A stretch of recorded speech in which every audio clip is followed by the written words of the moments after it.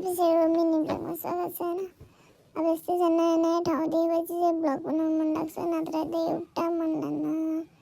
अब किनकि सधैँ ब्लग बनाएर बस्ने टाइम पनि त छैन नि त होइन। अब काम हिँड्नै पऱ्यो, काम गर्नै पऱ्यो, यस्तै छ होइन। अब यस्तै छ लाइफ, यस्तै छ, चल्दैछ जिन्दगी। टक्क लिएर काममा जानुको लागि होइन अब रेडी हुनुपर्ने हुन्छ। ल म चाहिँ रेडी भएर निस्के पनि छ कि होइन। सो आफूलाई राम्रै हुँदै हिँडिरहेको छु। तपाईँले राम्रै नदेखि के गर्नु, म आफै राम्रै हुने हो। क्यामेरामा हेर्ने राम्रै भएछु भन्ने अनि हिँड्ने टै लगाएर यस्तै छ। नभएको अनुहार देखाइरहेको छु, हेर्नु होला तपाईँहरू। मलाई यस्तो हरियो देखेँ कि खानु मन लागिहाल्छ। त्यही भएर म चाहिँ टक्क लगाएर उफ्रेर भेट्छु भनेर खानु लगाएको थिएँ, भेटिनँ गाइजहरू।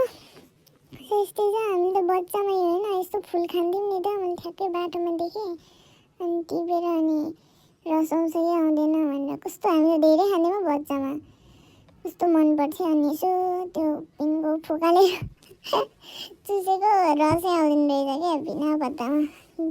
मेरो मिहिनेत भनेर तपाईँलाई हामी चाहिँ हिँड्दैछु। म काममा जानुपर्ने हुन्छ। हामी चाहिँ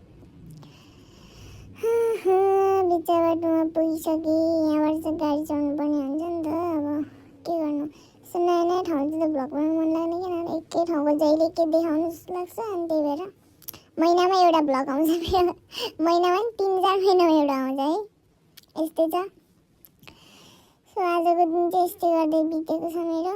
बिहान बिहान उठेर अब काममा जानुपर्ने हुन्छ, त्यही अब काममा गइरहेको छु।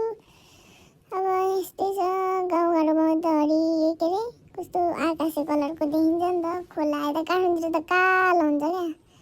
टक्क लिएर गाडीमा नै आइपुग्यो। त्यही हामी जाने गाडी चाहिँ होइन। अब गाडीमा चढेर टक्क लगाएर जानुपर्ने हुन्छ। गाडीमा पनि चढेछु, पछाडिपट्टिको आमा त उभिरहनु भएको छ नि त।